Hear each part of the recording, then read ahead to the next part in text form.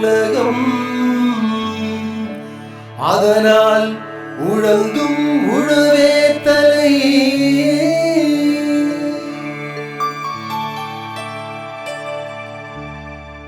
உழவர் சமுதாயத்திற்கு பணிவான மக்கள் வணக்கம். மலரட்டும் மலரட்டும் மலரட்டும், மண்ணில் புது வாழ்வு மலரட்டும். உயரட்டும் உயரட்டும் உயரட்டும், ஏழை எளியோர்கள் உயரட்டும். மண்ணில் மலமலர்ச்சி, வாழ்வில் புது எழுச்சி, மக்கள் தொலைக்காட்சி. மாறும் காலங்களில் மலரும் பூமி இது, இதுவே ஊரக வளர்ச்சி. மலரட்டும் மலரட்டும் மலரட்டும், மலரும் பூமி இங்கு மலரட்டும். மலரும் பூமி, இது கிராமிய பொருளாதார மேம்பாட்டு நிகழ்ச்சி.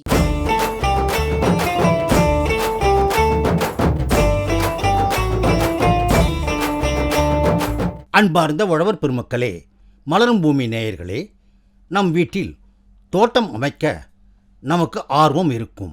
ஆனால் தோட்டத்தில் வளர்க்க தேவையான செடிகளை எங்கு வாங்குவது அல்லது அதிக செலவு செய்ய வேண்டி இருக்குமே என்பது போன்ற காரணங்களால் தோட்டம் அமைப்பதை தள்ளி போடுபவர்கள் பலர் உள்ளனர். இவர்கள் பயன்பெறும் பொருட்டு இன்றைய நிகழ்ச்சியில் நமக்கு தேவைப்படும் செடிகளை விதை இல்லாமல் இனப்பெருக்கம் செய்யும் முறைகளை கூறுகிறார் சென்னை பணி ஓய்வு பெற்ற துணை வேளாண்மை இயக்குனர் திரு ராமகிருஷ்ணன் அவர்கள். விதையில்லா இனப்பெருக்கம். இப்போ விதையே கிடைக்கல, சில அழகூட்டு செடி, சில பழ வகை செடி இதெல்லாம் பண்ணணுன்னாக்க எப்படி உற்பத்தி பண்ணுறது? அதுக்கு விதையில்லா இனப்பெருக்கம் இல்லைனாக்கா விதையில்லா செடிகள் உற்பத்தி அப்படின்னு நம்ம வகைப்படுத்திக்கலாம். இந்த விதை இல்லாமல் உற்பத்தி பண்ணணுன்னா அதுக்கு நிறையா வழிமுறைகள்லாம் இருக்குது. வழிமுறைகள் இருந்தால் கூட அதை செய்யறதுக்கு சில முக்கியமான கருவிகள்லாம் வேணும். இப்போ கருவி இல்லாமல் இந்த விதையில்லா பெருக்கம் பண்ணவே முடியாது. சும்மா ஒரு கத்தியை வச்சுக்கிட்டு ஒன்றும் பண்ண முடியாது. ஏன்னாக்கா இப்போ இந்த விதையில்லா பெருக்கம் உலகளவில் அதிகமாக டெவலப் ஆகிருக்குது. ஏகப்பட்ட புது புது ஐடியாலாம் வந்திருக்கு, புது புது யுக்திகள் வந்திருக்கு. ஒவ்வொருத்தரும் ஒரு மாதிரியாக செஞ்சுக்கிட்டு இருக்காங்க. அதனால நீங்கள் ஒரு விதையில்லா உற்பத்தி பண்ணணுன்னாக்க சில கருவிகள் ரொம்ப முக்கியம். அது என்னென்ன கருவின்னு பார்க்கலாம். என்கிட்ட ஒன்றுமே வசதி இல்லை, நான் ஒரு கிராமத்தில் இருக்கிறேன், எனக்கு கத்தி கிடையாது, இதுமாரி கிராஃப்டிங்லாம் வாங்க முடியாது அப்படின்னாக்க நீங்கள் சாதாரண உங்கள் கடையில் போனாலே இதுமாரி கத்தி கிடைக்கும். நீங்கள் என்ன 2 கத்தி செம்பருத்தி பண்ண போகிறீங்கன்னாக்கா இந்த ஒரு கத்தி வச்சுட்டு 2 கட்டிங் செம்பருத்தி கிராஃப்டிங் ஓட்டெல்லாம் இந்த கத்தி வச்சு பண்ணிக்கலாம். இது 5 ரூபா தான் இருக்கும், 5 ரூபாலேருந்து 7 ரூபா இருக்கும். இந்த கத்தியை நீங்கள் உபயோகப்படுத்திக்கலாம், ஒரு தடவை யூஸ் பண்ணிவிட்டு போடணும்.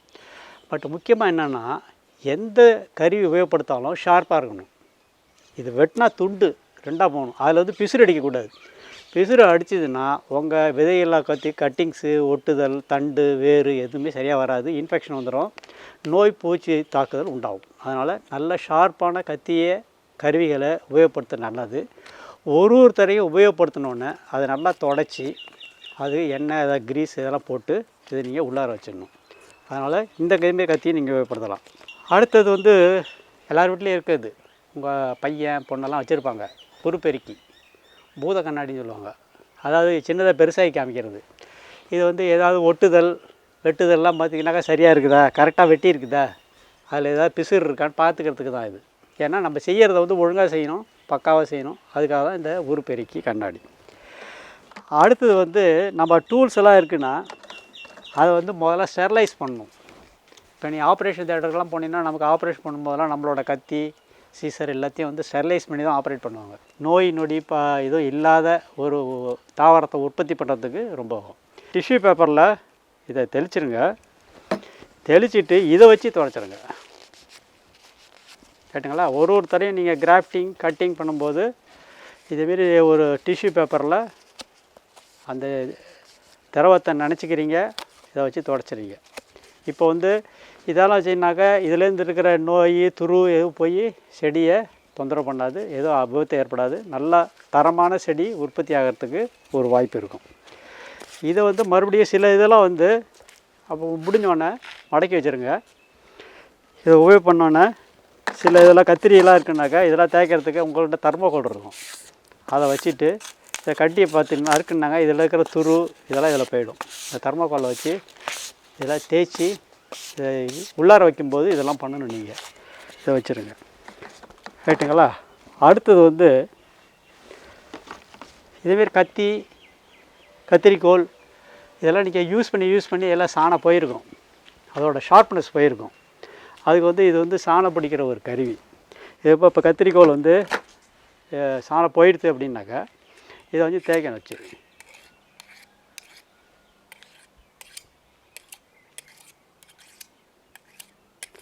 இதெல்லாம் இன்றைக்கி ஈஸியாக ஃபீல்டுக்கே எடுத்துகிட்டு போகலாம். அதுக்கு தான் இதுமாரி வளையம் இருக்குது, நீங்கள் உங்கள் பெல்ட்லேயே மாட்டி விட்டுக்கலாம். இதை வச்சு தேய்ச்சிங்கனாக்கா ஷார்ப் ஆகிடும், பிசுறு இருக்காது, செடிக்கு தொந்தரவு இருக்காது, அது வந்து திரவம்லாம் வடியாது. சுத்தமான ஒரு செடி உற்பத்தி பண்ணுற தரமான செடியை வந்து நீங்கள் உற்பத்தி பண்ணலாம். இது வந்து சாணம் பிடிக்கிற ஒரு கருவி.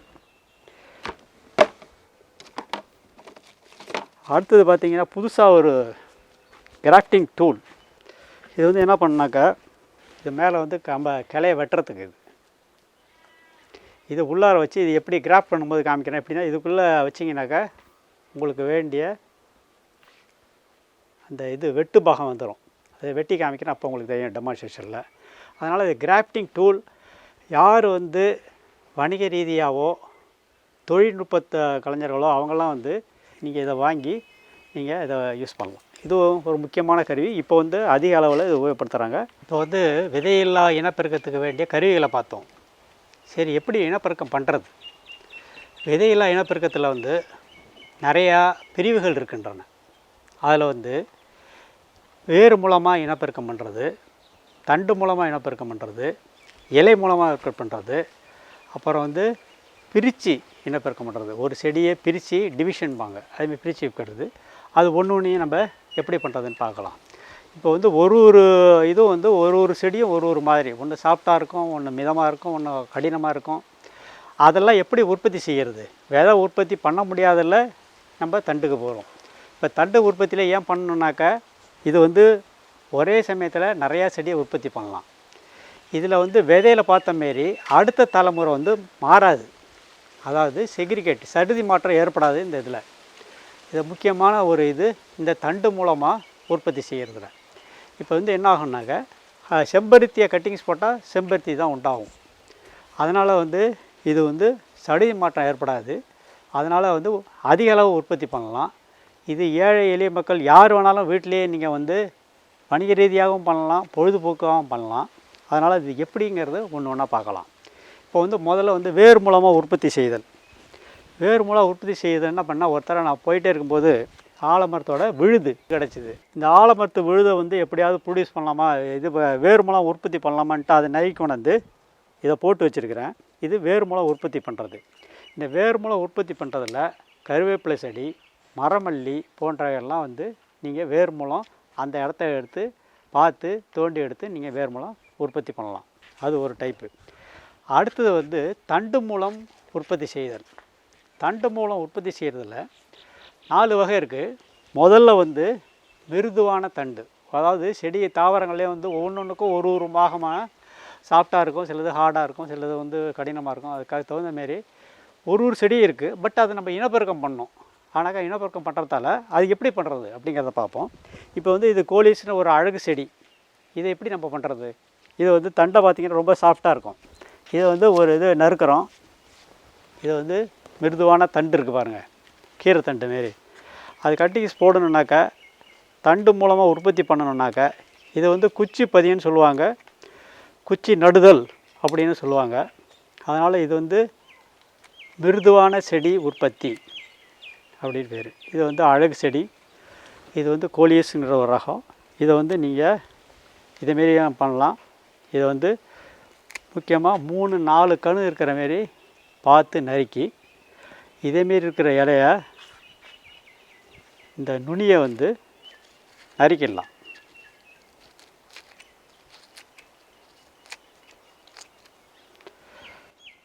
ஏன் முழு இலை வைக்கக்கூடாதுனாக்கா, முழு இலை இருந்ததுனாக்கா இந்த இலை வந்து உணவு உற்பத்திக்கு வந்து தண்டுலேருந்து சத்தெல்லாம் எடுத்துக்கும். தண்டில் என்ன இருக்குது? மாவு சத்து, புரோட்டீன், கொழுப்பு எல்லாம் இருக்குது. அதுலேருந்து சத்து எடுத்துக்கிட்டதுன்னா என்ன ஆகுன்னா இதோட உற்பத்தி திறன் இழந்துடும். அதனால் இந்த இலையை வந்து முழுசாக நீக்கணும். இல்லைனாக்கா இதுமாரி பாதி நறுக்குனாக்கா அதோட ஒளி சேர்க்கை வந்து குறைஞ்சி செடி உற்பத்திக்கு இது அதிகமாக வந்து பலனளிக்கும். அதனால் வந்து இது வந்து மிருதுவான தண்டு உற்பத்தி. இந்த தண்டு வந்து நம்ம முந்தையே தயார் பண்ண சீடு பேன் தொட்டி அதில் வந்து இதை நட்டுடலாம், இதை நட்டு விட்டுடலாம். அதுமாரி நட்டது தான் இந்த கோலியஸ். இந்த கட்டிங்ஸ் போட்டு நட்டு வந்தது தான் இந்த கோலியஸ். அது பாருங்கள், இது கூட இப்படியே இதை நட்டுடலாம்.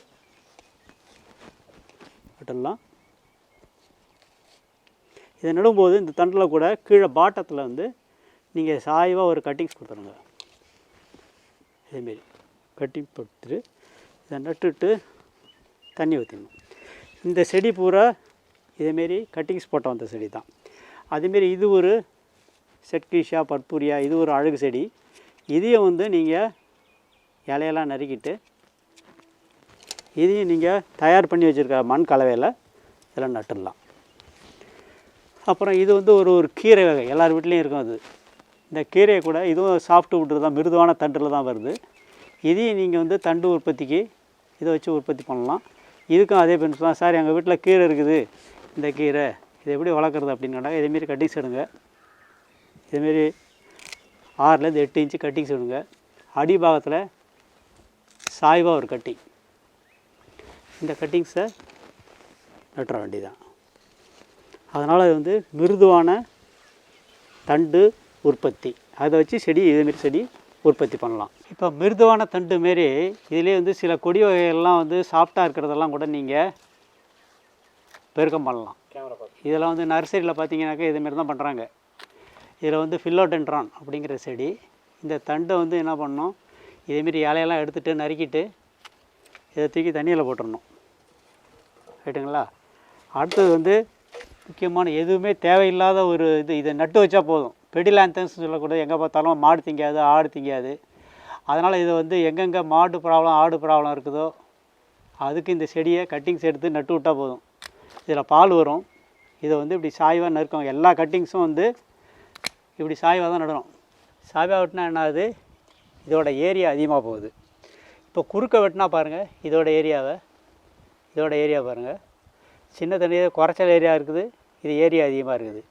ஏரியா அதிகமாக இருக்கிறது கேம்பியமோட ஏரியா குறைச்சலாக இருக்குது, கேம்பியம் ஏரியா அதிகமாக இருக்குது, கேலஸ் உற்பத்தி அதிகமாக இருக்குது, நிறையா வேர் வருது, ஸ்ட்ராங்காக இருக்குது, நல்லா முளைக்குது. அதான் எல்லா கட்டிங்ஸோட பேசிக்கு. ஏன் வந்து சாய்வாக வெட்டணும் அப்படிங்கிறது. எந்த கட்டிங்ஸ் போட்டாலும் தண்டு உற்பத்தி பண்ணாலும் இதேமாரி சாய்வாக நறுக்கி மண்ணில் நட்டுறீங்க. அப்போ பண்ணும்போது அது 60 டிகிரி சாஞ்சிக்கிட்டு இருக்கும். அப்போ அந்த கேம்பியம் பூரா மண்ணை தொட்டுக்கிட்டு இருக்கும். அப்போ வந்து வேர் நல்லா வரும். அதான் அதோட பர்பஸ்ஸு. இப்போ வந்து சில செடியெல்லாம் வந்து தண்ணியிலே சீக்கிரம் மல்டிப்ளை பண்ணிடலாம். அது வந்து ஒன்று வந்து ஃபில்லோடென்ட்ரான் பார்த்தோம். அடுத்தது வந்து எல்லாருக்கும் அதிக டவுட் வர்றது, இந்த பிரண்டை செடி எப்படி வந்து மல்டிப்ளை பண்ணுறது, உற்பத்தி பண்ணுறதுன்னு. இப்போ இது வந்து பிரண்டை கொடி. இதை வந்து என்ன பண்ணோன்னா, இதை வந்து மினிமம் வந்து 3 கணு இருக்கணும். 1 2 3 இதோட 4 இதோட நறுக்கிடணும்.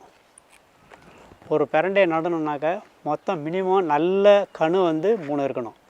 இது வந்து படுக்க வாட்டில் தரையில் வச்சு இதை நட்டுறணும். மண்ணுக்குள்ளே வச்சு பாய்ச்சி விட்டிங்கன்னா அது வளர்ந்துடும். அதேமாதிரி தான் இந்த வெத்தலை கொடியும் நிறையா பேர் எனக்கு ஃபோன் பண்ணி இது எப்படி சார் போடுறது, வெத்தலை கொடி எனக்கு வேணும் அப்படிங்கிறாங்க. அதனால் இதுக்கும் வந்து அதேமாரி 1 2 3 மினிமம் வந்து குறைஞ்சது 3 கணு இருக்கணும்.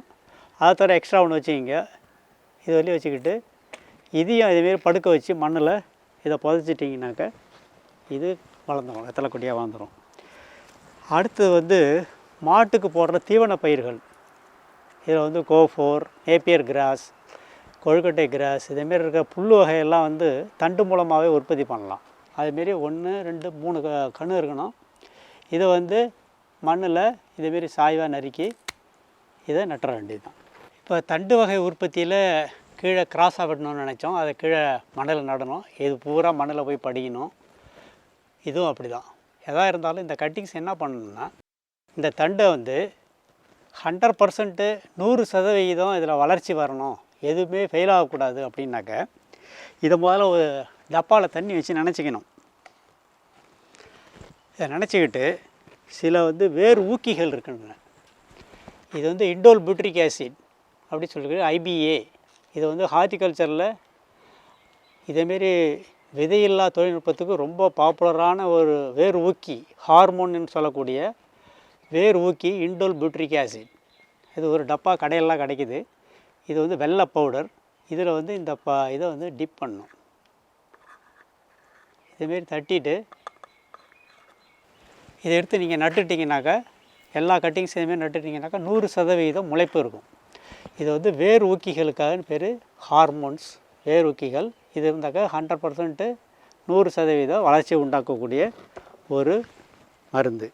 இது வந்து ரூட் ஹார்மோன்ஸ்.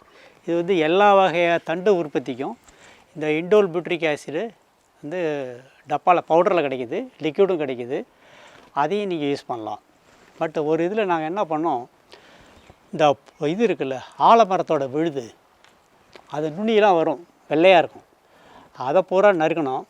அது தூக்கி ஒரு டப்பாவில் போட்டு தண்ணி ஊற்றணும். அதுலேருந்து ஒரு தண்ணி கிடச்சிது. அதில் இதுமாரி கட்டிங்ஸை டிப் பண்ணி நட்டோம். அதுலேயும் வந்து நல்லா வந்தது. ஏன்னாக்க அந்த தண்டு நுனி, இலை நுனியெல்லாம் வந்து ஆக்சின் அப்படின்னு சொல்லக்கூடிய ஒரு ஹார்மோன் இயற்கையாகவே கிடைக்கிது.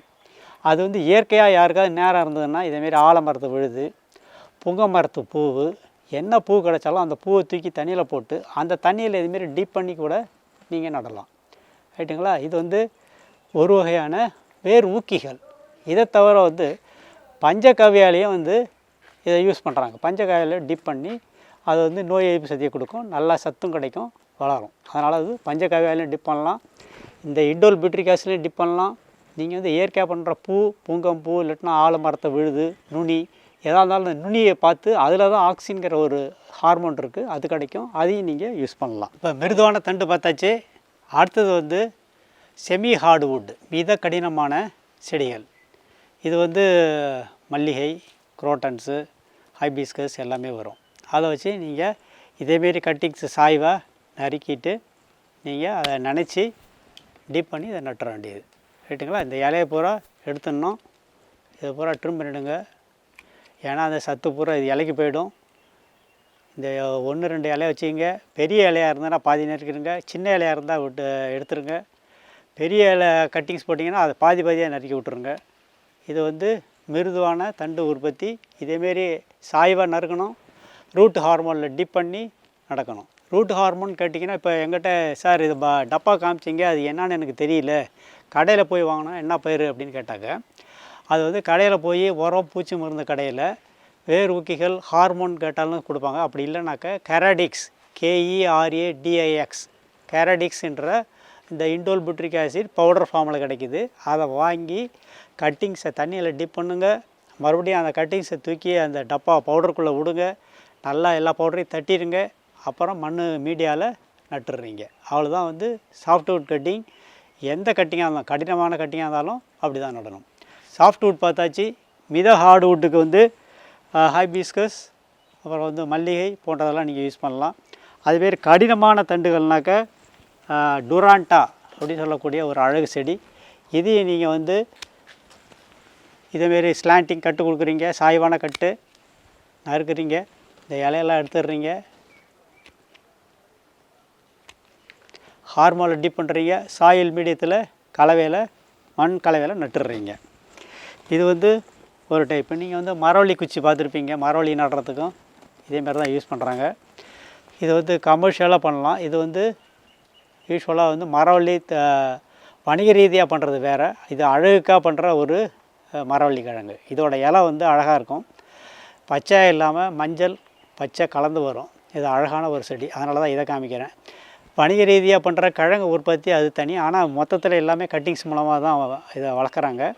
இது வந்து இதேமாரியாக கட்டிங்ஸு 8 இன்ச்சு கீழே வந்து சாய்வாக நறுக்குறீங்க, அதே ரூட் ஹார்மோனில் போடுறீங்க, நட்டுறீங்க. அவ்வளோதான், வேறு ஒன்றும் கிடையாது. இதுவும் சிம்பிள் தான், அதே மெத்தட் தான்.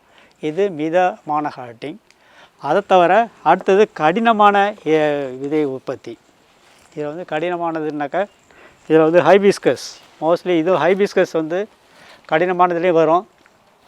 அப்புறம் கடினமான இது விலை வந்து இந்த பிரான்ச்சஸ் எல்லாம் எடுத்துருங்க, கலையெல்லாம் இந்த இலையெல்லாம் எடுத்தாச்சு. இந்த செம்பருத்தியோட கட்டிங்ஸை வந்து சாயம் இதுமாரி நறுக்கிடுங்க. நறுக்கிட்டு இதை வந்து ஹார்மோனில் நினச்சி இதை நட்டுடுறீங்க.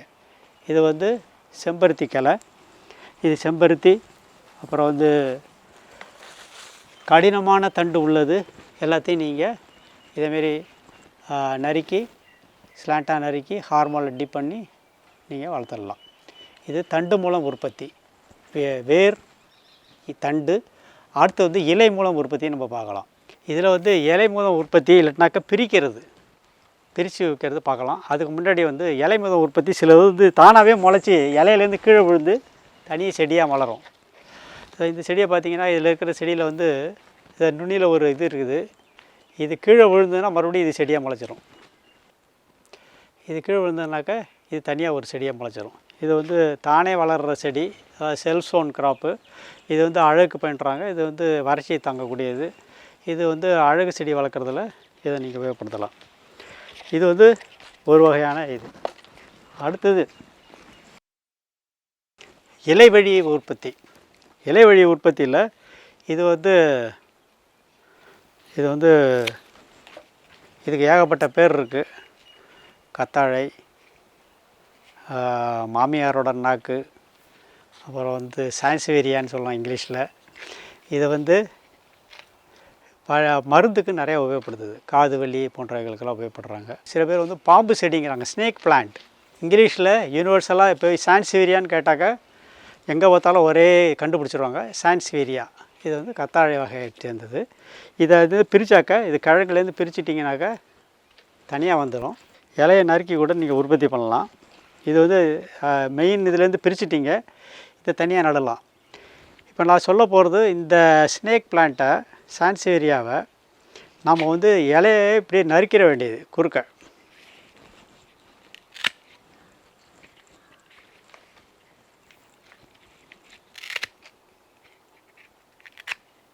ஒரு இலையில் 4-5 கட்டிங்ஸ் போட்டு இதை மண்ணில் உள்ளார அமுக்கிட்டிங்கனாக்கா, இதுக்கு ரூட் ஹார்மோன் போடுறதுனா போடலாம், இல்லைனா விட்டாலும் விட்டுடலாம்.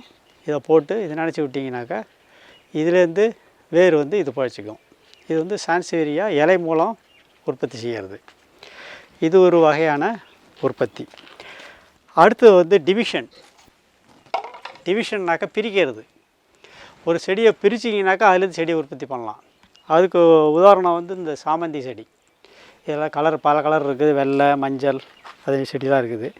இதை வந்து என்ன பண்ணால், இது செடி இருக்குன்னாக்கா இதை இங்கேருந்து பிரிச்சிட வேண்டியது. இதை பிரித்து எடுத்துகிட்டு நீங்கள் இதை நடலாம். இதில் வேர்லாம் இருக்கும். இதை பாருங்கள் எவ்வளோ அடர்த்தியாக இருக்குது. இதை அப்படியே பிரித்து எடுத்துகிட்டு, இது பேர் டிவிஷன்.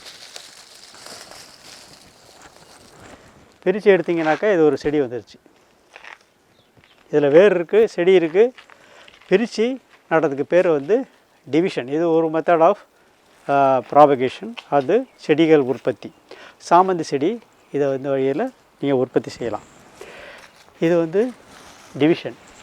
இப்போ அடுத்தது வந்து பதியம் போடுதல். ஒரு முக்கியமான ஒரு இதுக்கு வந்திருக்கோம். அதில் வந்து நிறையா வகை இருக்குது, ஒன்று ஒன்றா பார்ப்போம். நம்ம வந்து பிரித்து நடுதலில் வந்து சாமந்தியை பார்த்தோம். அதேமாரி வாழையும் நீங்கள் வந்து அது தாய் செடியிலேருந்து கிழங்கை பிரித்து நீங்கள் நடலாம். இப்போ வாழையெல்லாம் என்ன பண்ணுறாங்க, திசு கல்ச்சர் வந்துடுச்சு. திசு உற்பத்தி, திசு வாழை. அதனால் அதையும் வச்சு இதுலேருந்து இருக்கிற தண்டு, இலை, அதுலேருந்து இருக்கிற வச்சு அவங்க வந்து திசு வளர்ப்பில் வாழை மரம் வளர்க்குறாங்க. இது வந்து பிரித்தல் முறையில் வாழையை நம்ம வளர்க்குறது. இதேமாரி ஆர்னமெண்டல் பிளான்ட்டு நிறையா இருக்குது. அதில் வந்து சைக்கஸ் ரெவல்யூட்டா, வாழை, அழகு வாழை, கேனா இண்டிகா, இது அப்புறம் வந்து இஞ்சி, மஞ்சள், அப்புறம் சித்தரத்தை போன்ற செடிகள்லாம் இதேமாரி பிரித்து நடுறதுக்கு ஒரு முக்கியமானது. இதை பிரித்து நீங்கள் நட்டு உற்பத்தி பண்ணலாம். இப்போ அடுத்த உற்பத்தி வந்து லேயரிங் என்று சொல்லக்கூடிய பதியமிடுதல். பதியமிடுறதில் வந்து 2 வகை இருக்குது. ஒன்று வந்து நிலப்பதியன், இன்னொன்று வந்து நிலத்துக்கு மேலே இருக்கிற விண்பதியன்.